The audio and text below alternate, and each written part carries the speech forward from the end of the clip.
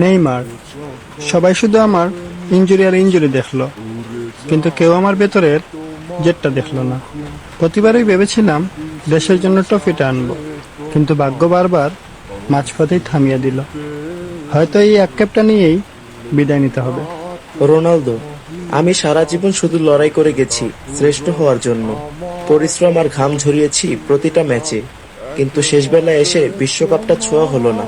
এই কষ্টটা শুধু আমি আর ওই মাটি জানে। লড়াইটা হয়তো এখানেই শেষ। মেসি, সবই তো পেলাম, কিন্তু সেই পুরনো দিনগুলো আর নেই। একসময় আমরা তিনজন মিলে ফুটবল বিষয়টাকে শাসন করেছি।